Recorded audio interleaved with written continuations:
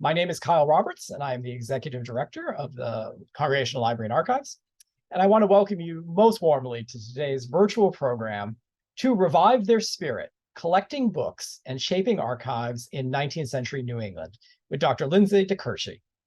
To begin with, I want to acknowledge that the Congregational Library and Archives resides in what is now known as Boston, which is in the place of the Blue Hills, the homeland of the Massachusetts people, whose relationships and connections with the land continue to this day and into the future.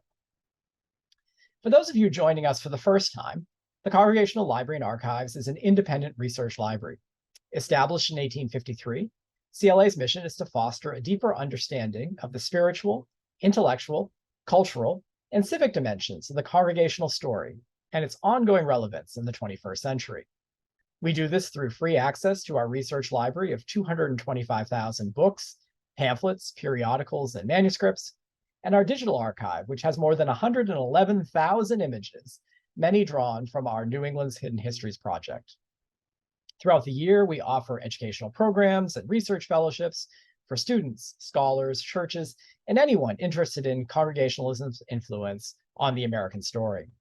I do hope you will check out our website for more information about upcoming events and programs here. Now, the inspiration for today's talk and this winter's lecture series comes from our new online exhibit entitled Founding 56, the Congregational Library's Original Collection. In 1853, a donation of 56 print and manuscript works from 8 donors became the foundational collection for the newly established Congregational Library. Though that collection now numbers nearly 250,000 items, the themes found within those initial volumes have had a significant impact on the library's development. We're going to explore different aspects of the library's history through this virtual lecture series. Dr. Lindsay DeKirschy is Associate Professor of English at the University of Maryland, Baltimore County, where she teaches early American literature and the history of the book. She is the author of the Penn Press book, Colonial Revivals, the 19th Century Lives of Early American Books from 2019, which was awarded prizes from the Bibliographical Society of America, the Library Company of Philadelphia, and the journal Early American Literature. Her work can be found in Archive Journal, Early American Literature, Reception, and a variety of edited collections. She also writes about book history, pedagogy, and working with students in the archives. Currently, she is conducting research for a new book on print cultures on 19th century spiritualism. And Lindsay, we have to actually get you to come up and research in the library for that book on spiritualism because we have a ton of great material on it. So I'm going to turn myself off and hand over the Zoom screen to Dr. DeKirschy, and we'll be back with a question and answer in about 30, 35 minutes. Great. Thanks so much, Kyle. Thanks so much for the introduction, for your generous comments about my book, and the invitation to speak to you all today. Thanks so much for attending. So it was really a delight to be able to kind of revisit some of the early antiquarians that I explored in my book, Colonial Revivals, and to delve into the collection that Kyle referred to in the Founding 56 for this talk. It made me think a little bit about the word founding as an interesting word for all of its many meanings. Founding, of course, denotes the basis or the bedrock, but found can also, of course, refer to the state of something discovered, the opposite of lost. The American antiquarians of the long 19th century believed that found books could found the nation. The language they used to talk about building institutional collections was very lofty. Take, for instance, E.S. Tobey's dedicatory address of the Congregational House in 1873. He said the severely plain style of the building would nevertheless radiate with, quote, living influence through the moral power of the societies gathered within its walls. A meeting place for community members, the space would be, quote, a sort of pilgrim shrine, housing a portion of the veritable Plymouth Rock deposited in the library of choice and ancient books. The house, the rock, the library, foundations all in the construction of a vibrant congregation and a bulwark against loss. From the nation's beginnings, antiquarian efforts were driven by the anxiety of impermanence, the fear that choice and ancient books were vanishing. One example loomed particularly large, William Bradford's manuscript history of Plymouth Plantation. It had circulated among prominent New England thinkers and historians since its composition in 1630 and was believed to be last in the hands of historian in Massachusetts Governor Thomas Hutchinson.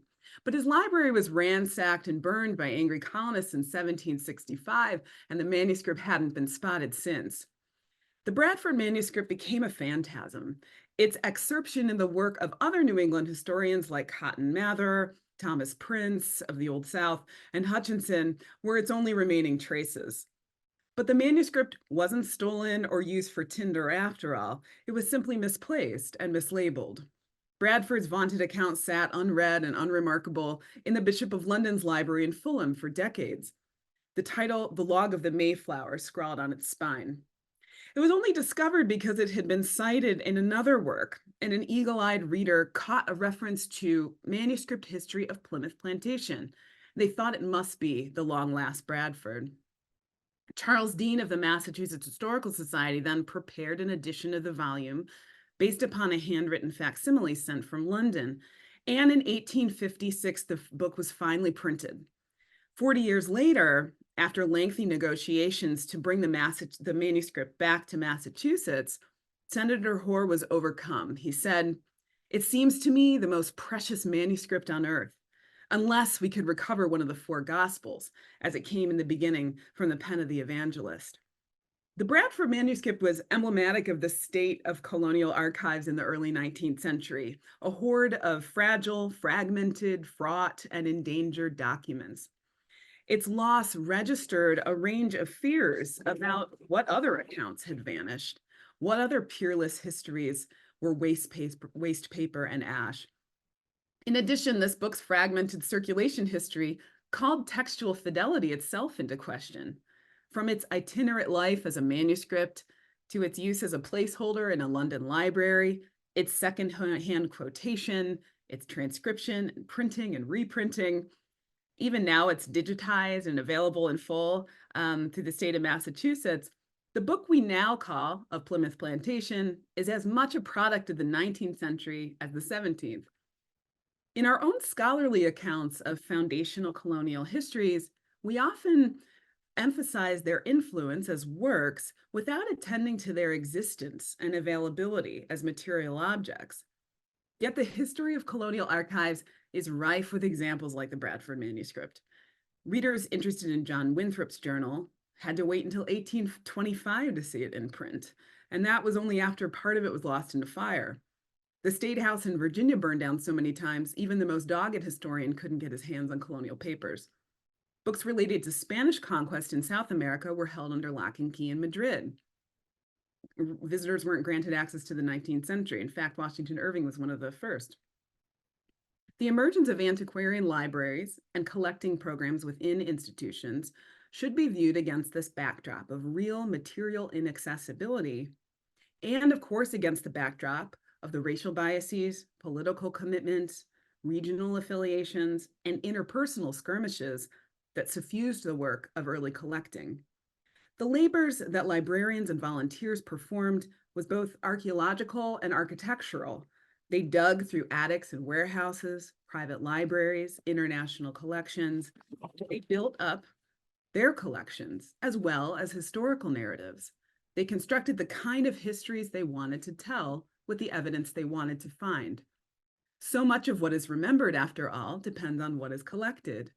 Early US antiquarians and bibliophiles forged an existential link between the book's endurance and the nation's endurance. Collecting, of course, was always also an instrument of settler colonialism.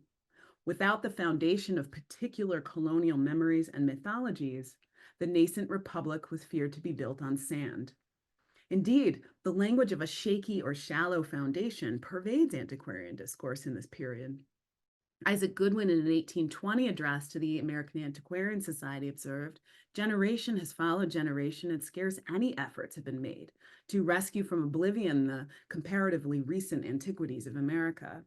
The memorials of our fathers, the origins of our institutions, are scarcely remembered." In response to this shaky ground, accumulation, or what scholar David Van Tassel calls documania, took hold in the early national period. With the establishment of the Massachusetts Historical Society in 1791, the US saw a wave of mostly regional societies spring up as repositories for material texts and artifacts. 103 historical societies were established between 1791 and 1860, and they were not repositories only. They often launched reprinting programs, bringing old books and manuscripts back into circulation and deploying them as signs of the times and of times past. The materialization of memory and the accumulation of a printed record was seen as forward-looking work. Indeed, Dirk Spenneman's research into the futurist stance of historical societies in the US found that even now, out of the 253 societies that he surveyed, the vast majority includes some variation of the phrase, preserving the past for the future, or preserving our past for the future. So in the remainder of my talk today, I want to place the establishment of the Congregational Library Association in these contexts and consider three key functions that library and archives were thought to serve in this early 19th century period. First, as a site of material endurance against the threat of oblivion. Second, as a site of lively communion between the dead and the living. And third, as a site of unity in times of ideological crisis. Oblivion figures more prominently than any other term in early discussions of historical preservation. When used as a verb, oblivion indicates an intentional erasure. One might oblivionize the past, which implies neglect or malice. As a noun, oblivion can mean heedlessness or forgetfulness. Usually accompanied with terms like fall or sink, oblivion is used as a spatial term. Ontologically speaking, oblivion can signify immateriality and nothingness.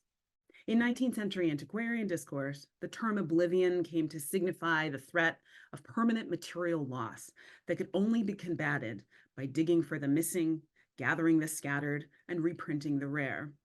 The relationship between historical stewardship and national endurance is made plain in the outcries for public support of archives. In an 1810 House Committee report on the state of US archives, they issued a finding that, quote, all the public records and papers antecedent to the adoption of the present Constitution of the United States are in a state of great disorder and exposure, and in a situation neither safe, nor convenient, nor honorable to the nation. Fire was thought chief among the dangers. Famously lamented losses ranged from the Harvard Library fire of 1764 and the aforementioned torching of Hutchinson's library. And little did the House Committee know that they would soon lament the burning of the Library of Congress, represented here in the background, in 1814, and again in 1825, and again in 1851. In 1837, Richard Bartlett of the New Hampshire Historical Society investigated the extent of archival conflagrations in a pamphlet relating to the preservation and keeping of public archives. Rehearsing what he called the Black Catalog, Bartlett's history of destruction recounts major fires in New Hampshire, Massachusetts, New York, New Jersey, North and South Carolina, and Virginia. Bartlett makes clear that erecting beautiful buildings in which to house valuable archives is tantamount to inexcusable negligence when they aren't extensively fireproofed. A robust citizenry would protect its records, he argued. In addition to fireproofing, Bartlett recommends the multiplication of copies and the careful classification and binding of books and manuscripts. In his first address to the Massachusetts Historical Society in 1792, Jeremy Belknap claimed that, quote, there's no sure way of preserving historical records and materials but by multiplying the copies. But as the story of the Bradford manuscript illustrates, it was hard to know which version to multiply. Where are the originals in this mass of historical detritus? For instance, when Boston antiquarian James Savage undertook the first printed edition of Puritan Governor John Winthrop's 3-volume journal in 1825, it had passed into oblivion several times and back again. The first edition, put out by Noah Webster in 1790, was a partial one because the third volume was still missing in Thomas Prince's library in the Old South Church. The Webster transcription was also considered badly botched. But unfortunately, we've inherited that transcription because Winthrop's second volume was consumed in a fire that destroyed Savage's office. So if you read Savage's edition of Winthrop's journal, an edition on which many modern editors have had to rely, you're reading a book variously lost, found, burnt, and botched. To this, Savage added extensive footnotes, which you can see there on the screen, which are by turns enlightening, filiopietistic, and wrong. In the Congregational Library's original 56 donations, there's an 1848 edition of what was once titled Mort's Relation, later called Journal of the Pilgrims at Plymouth. This work is a mashup of Bradford's words as well as those by Edward Winslow in his account of the years 1620 through 1621 on Wampanoag lands. It was printed in London in 1622, but then went missing, only intertextually incorporated into New England histories by the usual suspects, Hutchinson, Prince, Ebenezer Hazard, and others. Alexander Young stumbled upon it in the First Parish Church of Plymouth, and he put out an edition in 1841. This, the one donated to the CLA, is the 1848 Cheever edition, which contains extensive commentary from Cheever with research he completed in New York. Mort's Relation and John Winthrop's Journal were 17th century manuscripts with 19th century imprints. They carried the marks of 2 centuries, dozens of hands, layers of dirt, a bricolage more than a monolith. In addition to reprinting, cataloging was also considered a valuable weapon against Oblivion. When the American Antiquarian Society finally published a comprehensive catalog in 1837, John Park's preface observed that indices open access. Without such an index, he wrote, a great portion of our volumes were no better than sealed books to every inquirer who had not time or patience to seek among the undigested mass for such dates and facts as he desired to ascertain. A disorganized collection is more hoard than resource. In 1862, for example, Congregational Minister Reverend Isaac Pendleton Langworthy was appointed the corresponding secretary and library, but he inherited a bit of a mess. The recently deceased minister, Dr. Clark, had, quote, little difficulty in finding any book desired because, of course, he was familiar with the collections. But Langworthy noted, quote, to others, the arrangement was not convenient. As we all know, institutional knowledge is not often a heritable trait. Langworthy began then to organize and also to hunt and acquire, taking trips to the homes of other pastors, making his way to, quote, the closets or attics of retired ministers or the descendants of ministers. Reluctant during the war to ask for money, the library sought donations, dug through attics, and also engaged in swaps. Quote, there had been some forecasting and planning, but more begging and hard work. Indeed, for churches, a primary challenge for maintaining collections was simply the organizational idiosyncrasies of ministers. Money was sometimes earmarked to ensure that ministers could build and maintain their own libraries.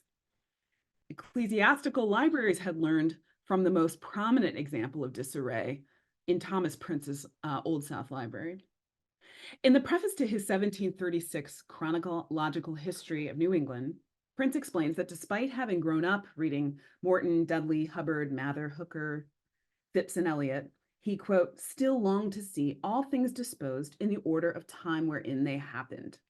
So accordingly, he set out to start collecting, quote, every book, pamphlet, and paper, both in print and manuscript, that have a tendency to lighten our history. He decided to arrange these in the form of a chronicle. As a genre, the chronicle's heyday had long passed, and so Prince's choice of form and his inability to bring events past 1630, he had intended to go much further beyond that, alienated his subscribers somewhat. But Prince's chronicle became a kind of invaluable anthology for the historians that followed him. So extensive was his incorporation of primary source material. When Prince died in 1758, his library was left in a precarious spot. Prince had bequeathed it in 3 parts. One to the Old South Church Library, one to his family, but the portion that was to remain in the church steeple chamber, which was his former study, was tossed in boxes and barrels like so much unused workout equipment. In 1774, Belknap visited the steeple to collect some information for his own History of New Hampshire, and he found the collection, quote, in a most shamefully chaotic state. There it languished while British soldiers occupied the building and started lighting up the colony's most valuable manuscripts. Wartime barbarity was not primarily linked to the library's condition, though, but this anecdote still kind of captured the imagination of antiquarians to come. When in 1811 a committee was sent to survey the library's contents, they found it, quote, in a very ruinous situation. The boxes were some broken to pieces, others uncovered, the books partly taken out, laying about the floor, trodden over, covered with dust. The collection would take two more 19th century turns. In 1814, the Massachusetts Historical Society was given 261 volumes and about a dozen manuscripts. But about 40 years later, the church reclaimed the books and placed them in the Boston Public Library. Bookstore Hugh Amory puts the total at around 1,899 volumes in his detailed reconstruction of Prince's Library. As these examples show, it was no sure thing that we, sitting here today in 2024, would have access to any materials of colonial New England at all. As librarian Christopher Columbus Baldwin once observed while excavating the hot attic library of a Boston collector, quote, "Nothing but a love of such work could inspire man to labor in such a place." And yet, upon his finds, he writes ecstatically, "Everything I opened discovered to my eyes some unexpected treasure. I could hardly persuade myself that it was not all a dream." This brings up the second function that libraries and archives were thought to serve, as a site of lively communion between the dead and the living. Antiquarianism as revivifying work may seem like an oxymoron, but the language used to describe antiquarian labor is more often that of resurrection than entombment, of pleasure rather than tedium. Books didn't just convey ideas, they were thought to be, quote, mummies of the mind, as one antebellum historian put it. For churchgoers, the idea of the living word and movements to revive the faith were commonplace and necessary. Libraries then were vital for a healthy church. Elizabeth Nordbeck wrote in 2004, quote, "For the founders of the Congregational Library, this was no mere exercise in ancestor worship. Their hope was not only to memorialize the fathers, as they called their ancestors in the faith of both genders, but to revive their spirit and declare their principles of freedom, institution building, courage, and erudition in new generations." The idea that the library is an emblem of continuity across the life of the church is borne out too in the Founding 56 digital exhibition. For each of the descriptive entries, the curators have highlighted three significant moments in the life of the work: its creation, its 1853 donation, and its 2023 commemoration. So in this structure, they embrace the notion that books accumulate meaning across time. Building and maintaining collections also required stalking the dead and dying, begging for money, digging through trash, and begging for money some more. Jeremy Belknap's example is instructive here. His biographer, Lewis Tucker, describes collection as costly, difficult to arrange, time-consuming, physically exhausting, and frequently unrewarding. But Belknap obviously loved it. After describing a large haul from the estate of the deceased Governor Trumbull of Connecticut, Belknap betrays an almost crass pleasure in the gradual decline of the founders. Quote, "We expect some from Governor Hancock's heirs, and when our old patriot, Samuel Adams' head is laid, we hope to get more. There's nothing like having a good repository and keeping a good lookout, not waiting at home for things to fall into the lap, but prowling about like a wolf for the prey." Some materials the public offered freely, either because they valued them highly, as with Hannah Mather Crocker's gift of the Mather Library to the AAS, or because they were hardly valued at all. One AAS donor, Mrs. Lucy Thaxter, was using her copy of Thomas Brightman's 1611 Revelation of the Apocalypse to prop open an interior door, a fact to which Baldwin replied, quote, "Should your neighbors have any books which they use to block open doors, I pray you to assure them I should be very happy to take the book and furnish a substitute." Citizens were sometimes oblivious to the treasures they held, or perhaps it's only through institutionalizing them that they gain the aura of significance. It's a bit of a chicken and egg question. Nevertheless, the idea of the library as a place where doorstops are born again into books made antiquarian labors labors of love. Something much harder to preserve was the mind of the deceased, even if they left behind a trove of books. Thomas Prince spoke of Cotton Mather's mind as a kind of archive, lost forever upon his death in 1728. He wrote, quote, "There was lodged in his mind a great treasure of secret and curious history, both of New England and old, but is now irrevocably vanished with him." Their intellectual kinship was reiterated in an 1860 North American Review article, which was written to mark the centennial of Prince's death. The writer speculated that Mather had not just inspired Prince's chronological history, but had collaborated with him from beyond the grave. Quote, "Is it too lofty a flight of fancy to imagine that Mather, then about to depart full of years, was the prompter of the undertaking? He, in the space of the library, then imagines both men working side by side, kind of spiritual connection through their recovery work." A longing to collect and revive dead letters was just one part of the equation, though. Revivals, as we know, are often catalyzed by crisis. Political tensions, religious schisms, racial animus, wars and rumors of wars, these forces, as much as anything, can drive the collecting impulse. The Congregational Library Association's 1853 founding can be interpreted as a response, for example, to the 1852 split with the Presbyterians. Theological division between conservative and liberal factions, as well as disestablishment, threatened to fracture this long-standing institution, even as missionary efforts were expanding the reach of the church globally. Libraries can help define boundaries, articulate an identity, and establish priorities. In the 1854 yearbook for the American Congregational Union, the library was touted as a means to, quote, "cement the bonds of fellowship in our denomination," and also to collect and preserve historical materials. The bonds of fellowship were strained, however, by the most significant issue facing the church in 1854, American slavery. In the same edition of the yearbook, the General Association of Massachusetts urged the Congregational Publishing Society to, quote, "set forth in their publications the sentiments of our common Christianity and the enormous sin of slavery, with the same freedom and faithfulness with which they exhibit and rebuke all other sins." In the CLA's founding collection is included Quaker abolitionist and educator Anthony Benezet's 1762 pamphlet on the horrors of the African slave trade.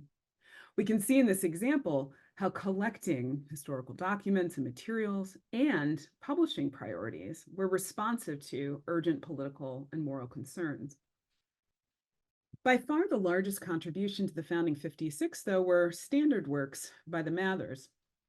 This too can be interpreted in light of an identity crisis. As scholar Lawrence Buell observed once, quote, "Many New Englanders found the memory of Pilgrim Puritan fathers embarrassing." Efforts to lift the gloom from Puritan history were further thwarted by the rise in the New England historical romance, which threw Puritan prejudices into relief. In these popular stories, Quakers, women, and Indigenous people became heroes and Puritans their executioners. The revival of Cotton Mather's work could be credited in part to Connecticut Congregational minister and antiquarian Thomas Robbins. Cotton Mather's 1702 ecclesiastical history of Magnalia Christi Americana had essentially vanished in England and America by the late 18th century and was nowhere to be found by the 19th. It hadn't been reprinted and it could hardly be located, despite its physical heft as a 2-volume folio. If the book was difficult to find, critiques of it were not. For example, in an 1818 North American Review article, William Tudor compared reading the book to, quote, "traveling over an old road, where the few faces you meet are at once sour and gloomy." Mather's work was plucked from obscurity by Thomas Robbins, who brought a new edition to press in 1820, and then another revised edition in 1853.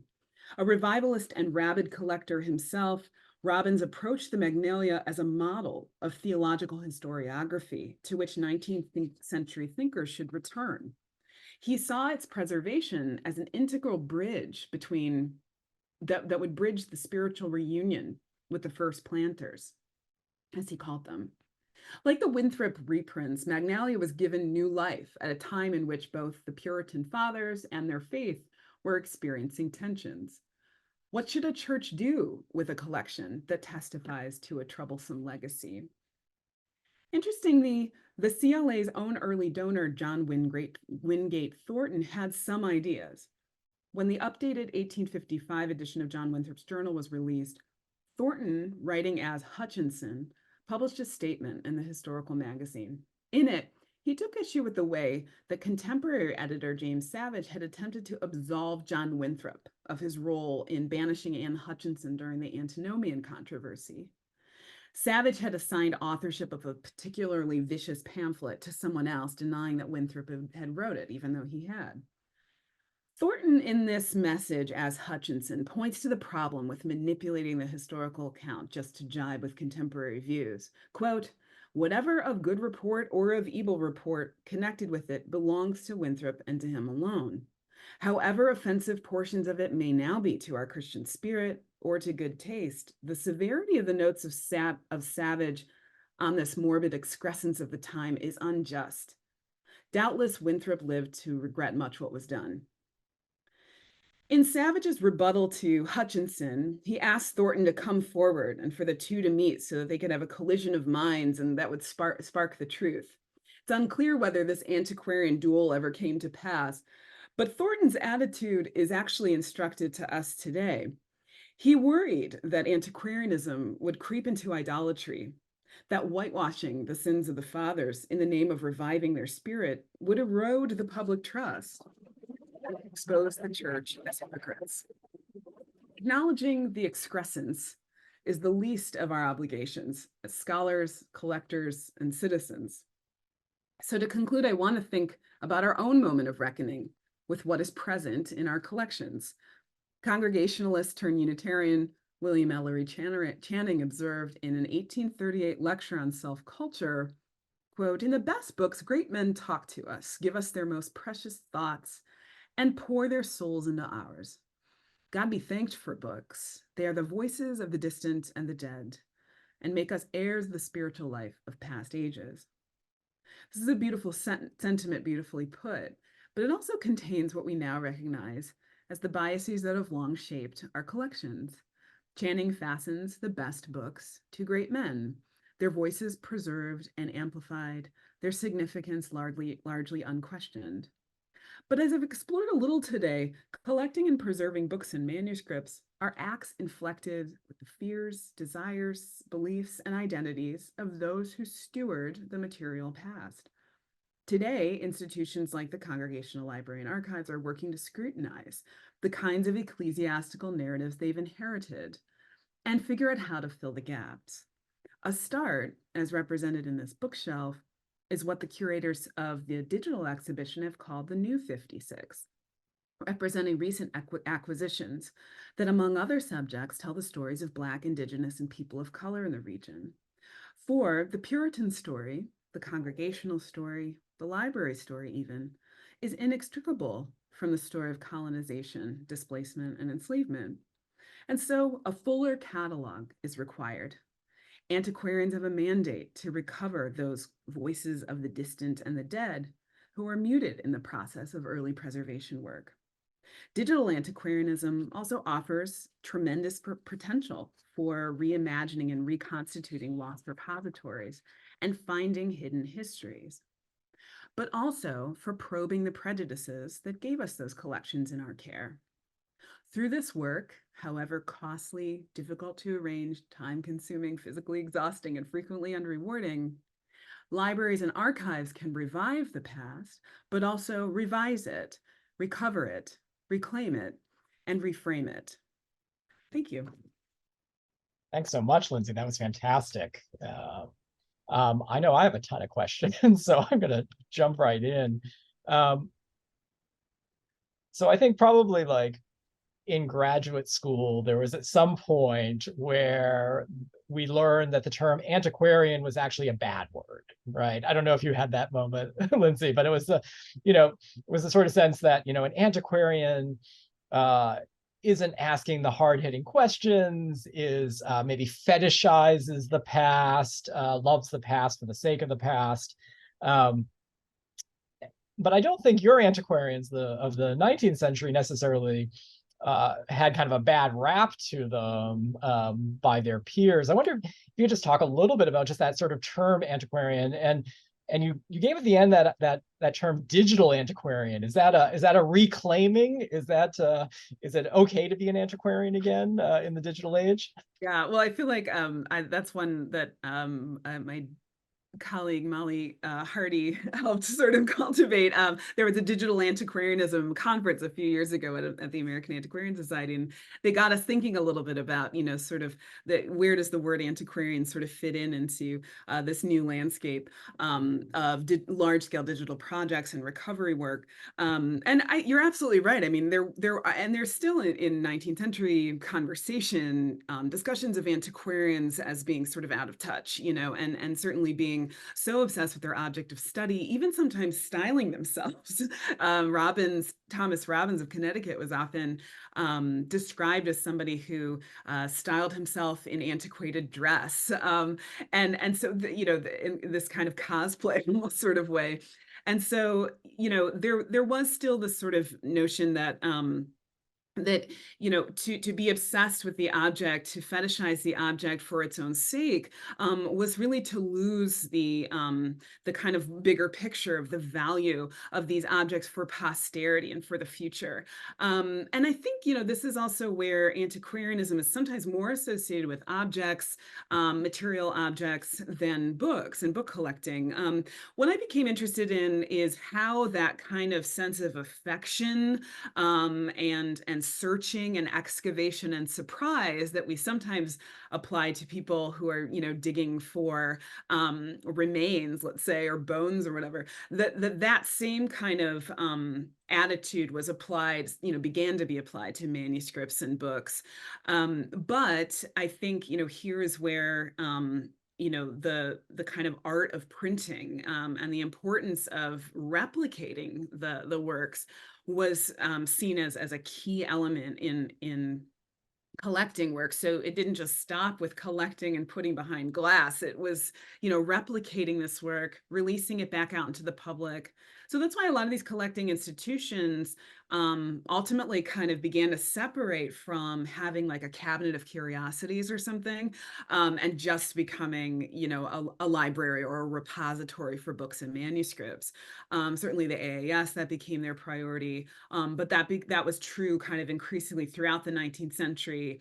That as other institutions like the Smithsonian or something, as other institutions prioritized other material objects, these institutions prioritized manuscript and print. So yes, I mean the sort of answer to that is like they still got a big rap in some ways, but I think it's a useful term for how they thought about themselves, and also I would say one extra thing is I was thinking of a quote from a late 18th century antiquarian who said, that their work was scientific.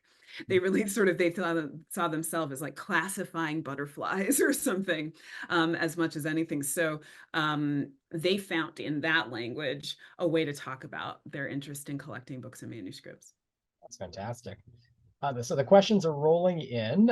Great question here from somebody you just mentioned, Molly Hardy, who says, thank you so much, Dr. DeCurci. Can you please say more about Oblivion and its spatial dimensions? In the 19th century, did Oblivion mean that a manuscript or book would not be found in a library or in the United States, or that it had perished entirely from the face of the earth?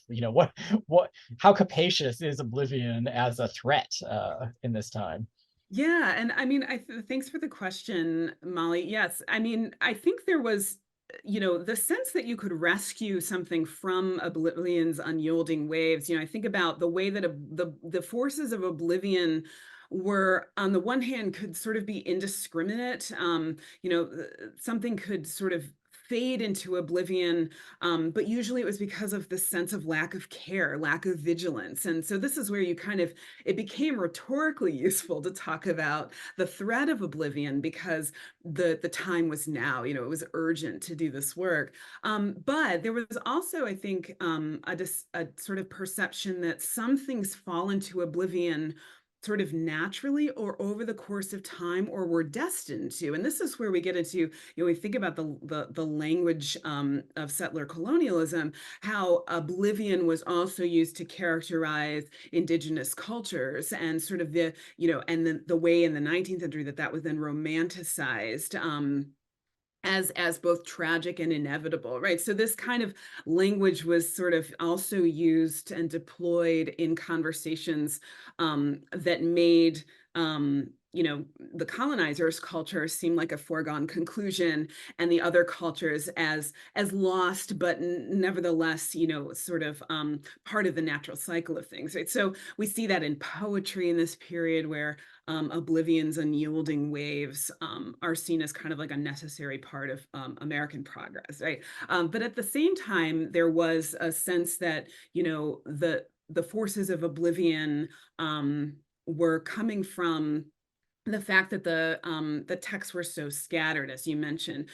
Things could be found anywhere and everywhere, and this was particularly true if they were looking for materials from the 17th century. So having to travel abroad and go abroad. But I think, I don't know if this was part of what you were thinking of, but there is also the fantasy that things were just like buried in the earth. I mean, so we have like, Mormonism arising from some of those fantasies, right? So the idea that things really were underneath the surface, and buried in the earth, that there was this kind of, there was a comparison to a kind of Pompeii, like the images that were evoked were seen as like a covering over and a needing to unearth. And so I would say, like, the grammar of recovery is really wrapped up in images of digging underneath.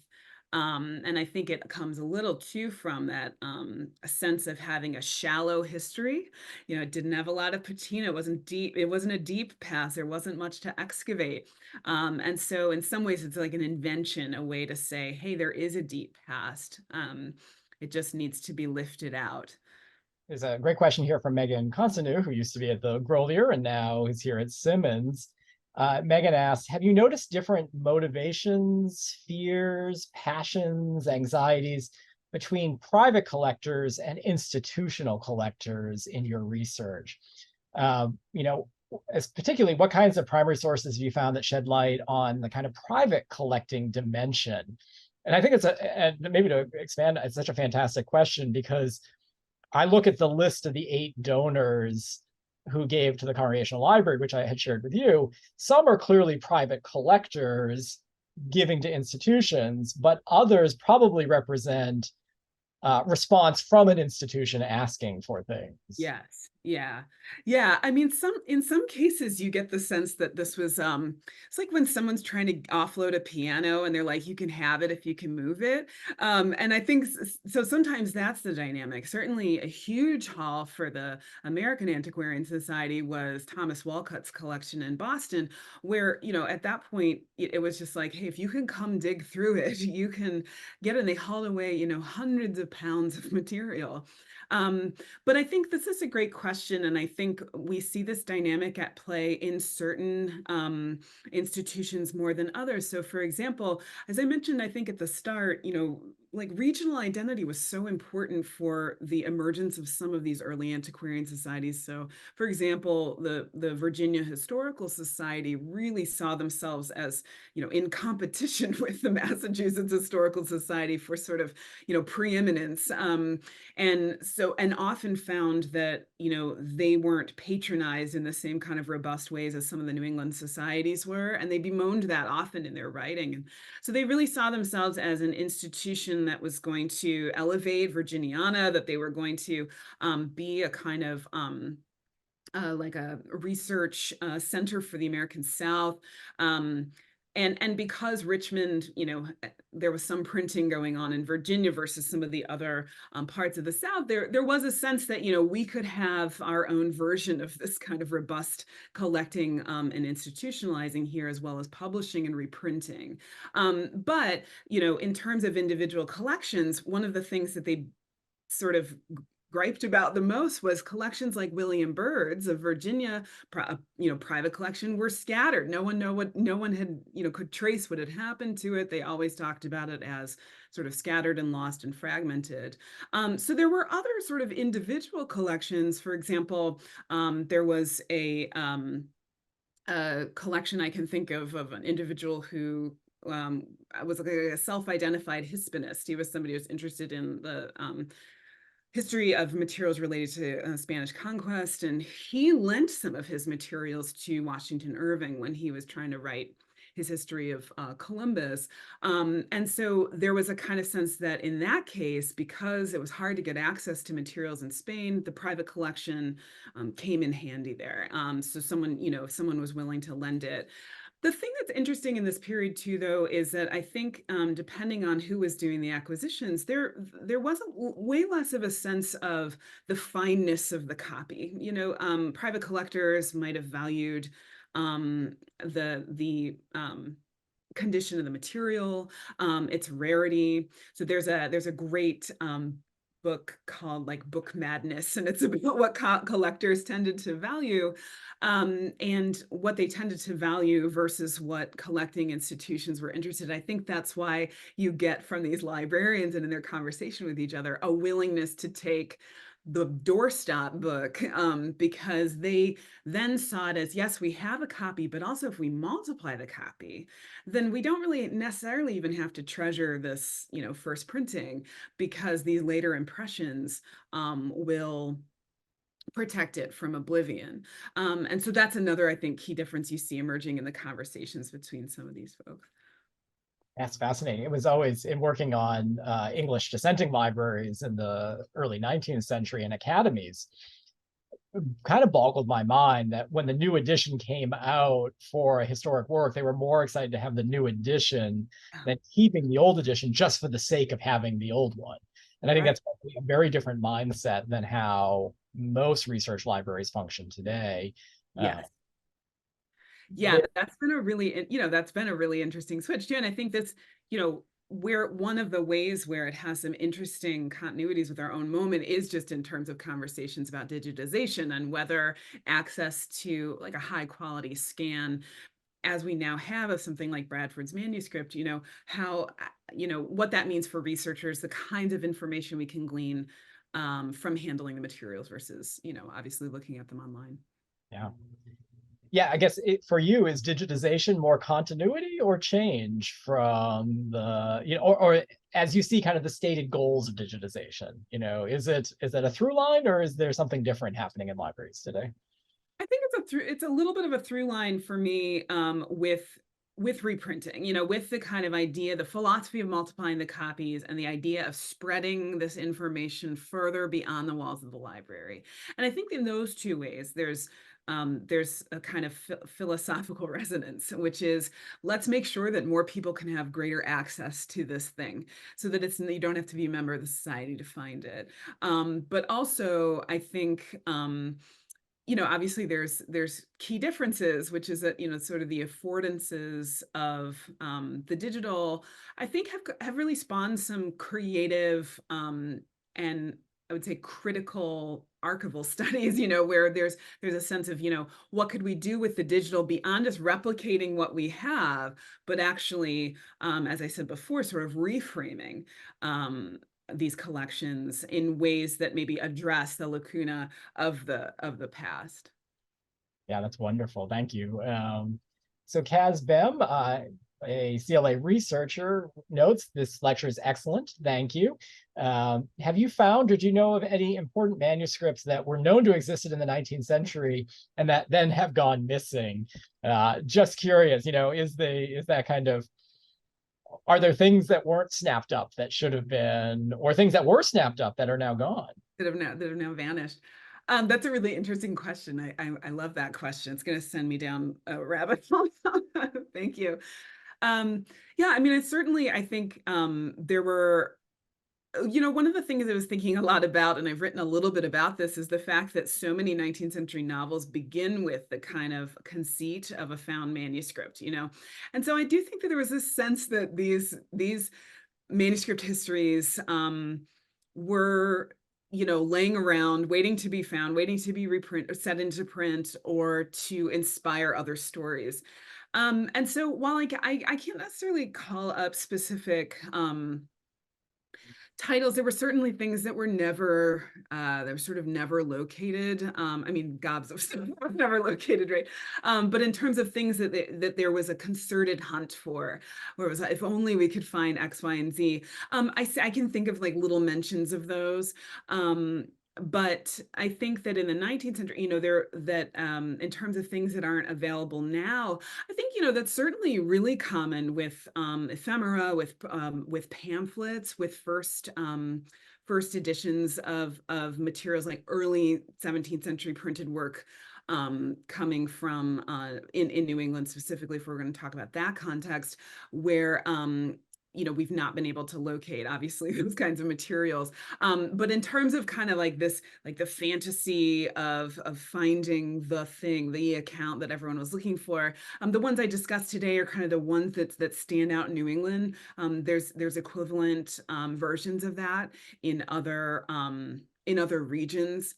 And then I think, a lot of what gets talked about now, of course, is just that while these accounts got sort of saved, collected, reprinted, and we have endless access to them, the everyday accounts of people's everyday lives is what we are often missing.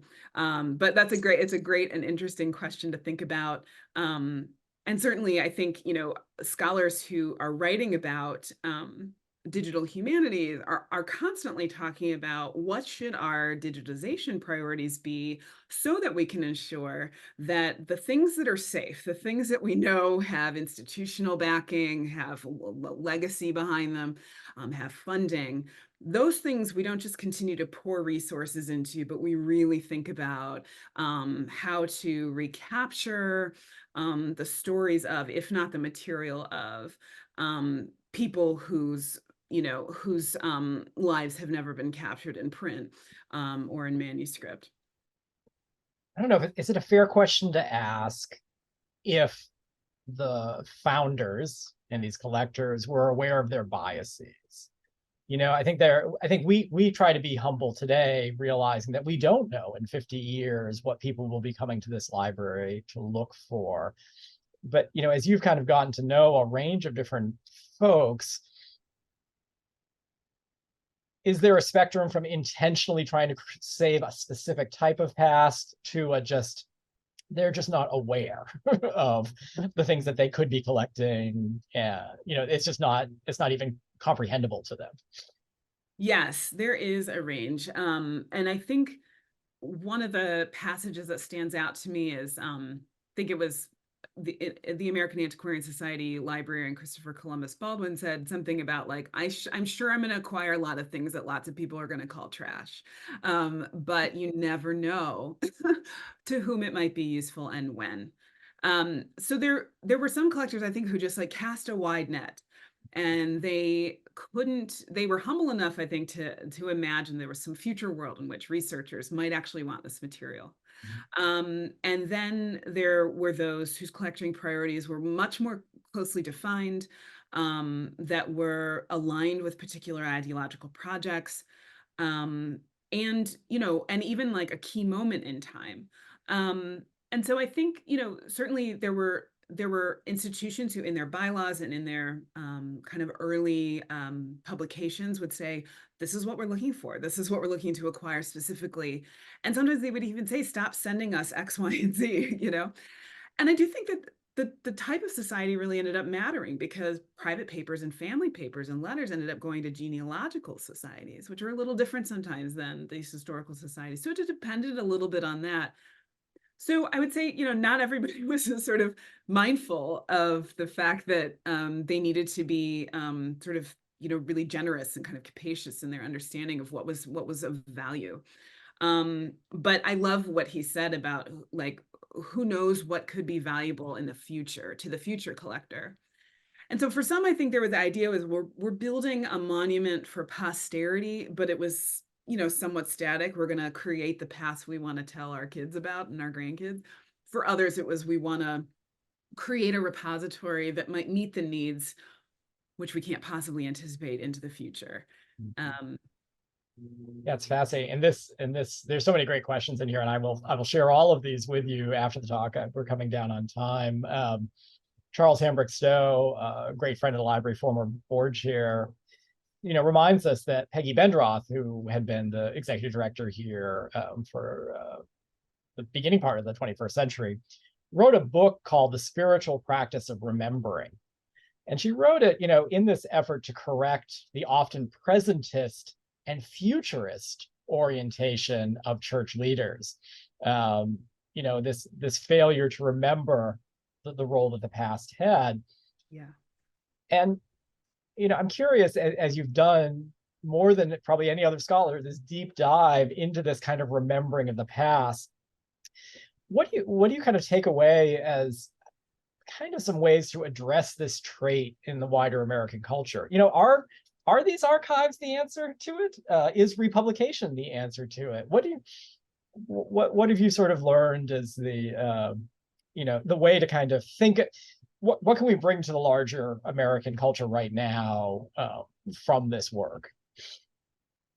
Yeah, I mean, this is an interesting question. I read a lot about memory when I was writing this book, and how these collectors what was sort of in the air in talking about memory and remembrance, because I do think that there was a belief that there was something, and this maybe is to your point about our earlier point about the object touching the thing versus looking at it on the screen, which is that there was this keen sense that the material object was something to commune with, that was an actual conduit to reach the past. So in remembrance, that to do something in remembrance, there was often this kind of material, physical quality or act or ritual. And I think, especially for a church community, it's not that unusual to think of the word or the physical book as having a kind of spiritual presence. And so I think that, when we think about remembrance or sort of communing, the libraries are often written about, and I think, as a space of kind of wonder, of communion, the hallowed, the sort of echoing halls. And I think increasingly, even literary scholars are writing about not like recovering the sense of wonder and the spiritual aspects of reading and engaging with works. And so I guess it's not a super great answer to your question, but it's making me think about the fact that, because now I'm writing about spiritualism, that certainly there's a sense of like vibrant materiality to being with books, because, as Channing says, the voices of the distant and the dead, but also, as other scholars have written about, that, communing with the book that someone else touched is also a kind of space of memory and connection. In the 19th century, the idea that you were touching the book that someone else touched, it wasn't unusual to think of that as like a point of contact and intimacy. So those are some things that I'm thinking about in terms of the continued value of material things, but also the ways that we talk about material things is like, let's make sure to also recover those attitudes. Those attitudes were present. And so what does that help us know about why they were collected and preserved, when we're willing to say that they weren't just doing it to create a library and a storehouse and to catalog it? They believed in the kind of communal potential of engaging these materials. Such a beautiful point, right? And such a great reminder for us that the library in the 21st century equally is about inspiring awe and wonder, and not about hoarding, right? It's not about having things for the sake of having things, but about facilitating meaningful contact with them. Yes, and contact with each other. Yeah. I mean, I wish I was there with you all. People, it's people. We got books. Right. Exactly. In fact, I'll end with just there was a librarian who said something like, I wish you could be with me in the library because I would make you fall in love with it. And this idea that, to be together is also one of the real gifts of these institutions. Love that. Well, thank you so much, Lindsay. This has absolutely been a fantastic treat for us. Thank you all so much, and we'll see you soon.